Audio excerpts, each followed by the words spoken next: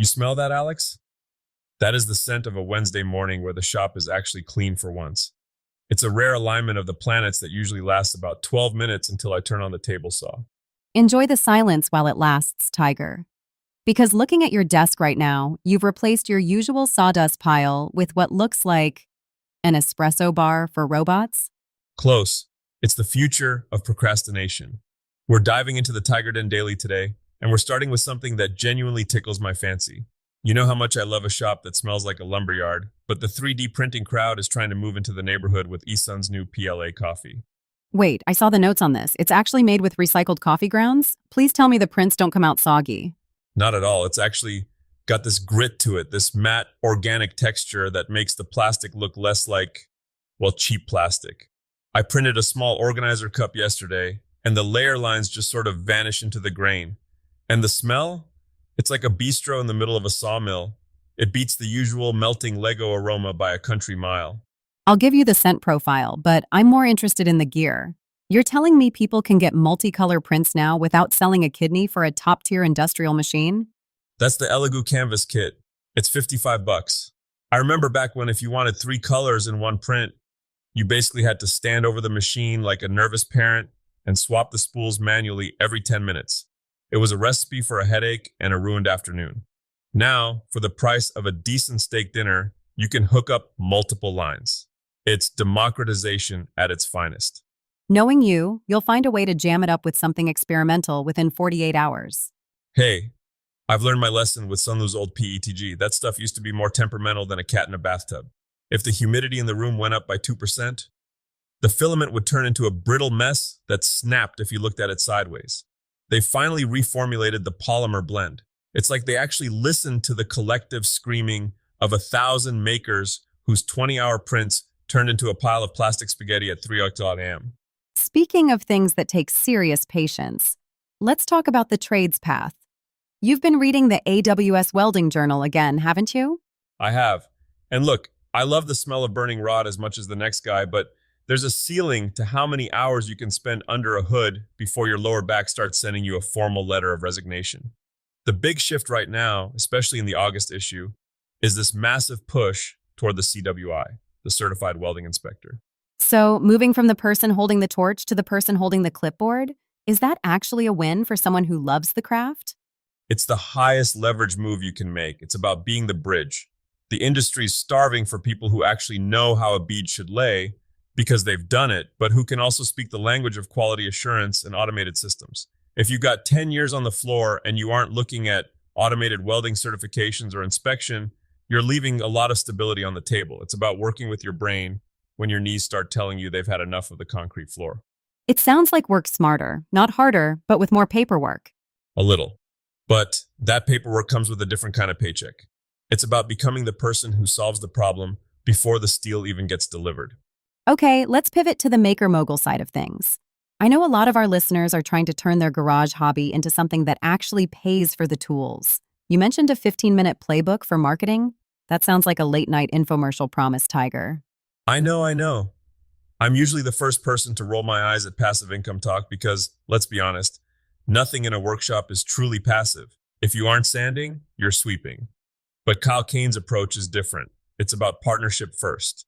Explain that. Because most makers I know just post a picture on Instagram, hope for a like, and then get frustrated when the orders don't roll in. Exactly, we're shouting into the void. The idea here is to spend 15 minutes a day finding the person who already has your customers. If you make high-end leather knife rolls, don't buy ads. Go talk to the guy who runs the local gourmet cooking school. Do a collaborative giveaway. You're trading a bit of your time to tap into an audience that's already been vetted. It's about building a web instead of just throwing rocks at a target. And the digital side? The productizing knowledge part? That's the real secret sauce. I used to spend weeks building one custom cabinet. Now I see guys selling the CNC files for those cabinets. You do the hard work of engineering it once, and then you sell the recipe 500 times. It doesn't replace the joy of making, but it sure does take the pressure off the mortgage when the shop is slow. Let's get into the DIY mastery stuff, because this is where the luxury for less thing gets real. You mentioned a no-contractor backyard. Tiger, I've seen your quick weekend projects. They usually involve 3 trips to the hardware store and at least one minor injury. Are we really telling people they can build a resort-style oasis themselves? Don't tell my wife about the hardware store trips. But seriously, yes. The mistake most people make is they start with the pretty stuff. They buy the fancy pavers and the fire pit before they even look at a shovel. So where do you actually start if you don't want your oasis to turn into a swamp the first time it rains? Drainage. It's the least sexy word in the English language, but it's the difference between a luxury patio and a very expensive mud wrestling pit. If you get the base right, the gravel, the sand, the pitch, the rest is just heavy Legos. And speaking of luxury on a budget, have you seen what people are doing with window trim lately? The black trim trend, it looks great, but isn't replacing windows like a $20,000 nightmare? That's the trick. You don't replace them. You use a high adhesion primer and a matte black urethane enamel. I did a test strip on an old scrap piece of vinyl trim last week. If you prep it right, it looks like factory finished aluminum. It's the kind of thing that makes a 1990s suburban house look like a modern architect's retreat for about $80 on a Saturday afternoon.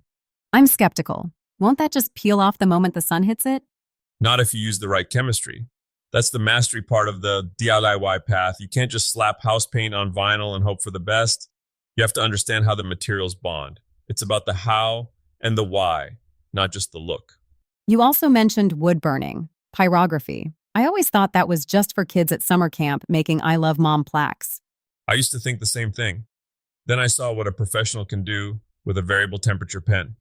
You take a simple oak serving board, maybe it's got a little knot or a blemish you're trying to hide, and you add a subtle, hand-burnt geometric border. Suddenly, that $20 board is a $75 artisan piece at the farmer's market. It's the easiest way to add value without needing a whole new suite of heavy machinery. It sounds like the theme of the day is really just intentionality, whether it's the scent of the filament or the way you build a relationship with a business partner. You hit the nail on the head. We spend so much time just doing that, we forget to look at the leverage. Whether you're moving up in your welding career or just trying to make your backyard look less like a construction zone, the win comes from the prep work. It's the stuff no one sees that makes the final result look effortless. Well, I'm sold on the coffee-scented workshop, but if I walk in there and it just smells like burnt toast and broken dreams, we're going to have a talk. Fair enough. But that's the beauty of it. Even the failures in the shop usually teach you something, even if it's just that you shouldn't try to 3D print while the kiln is running. Which path are you taking today, Tiger? Are you going full mogul or staying in the DIY trenches? I think I'm going to go play with that wood-burning kit. There's a piece of cherry over there that's been staring at me, and I think it needs a little luxury treatment. Good luck. Try not to set the bistro on fire. No promises. Thanks for hanging out in the den today. Go sharpen something, go build something, or just go find a better way to do what you're already doing. We'll see you tomorrow.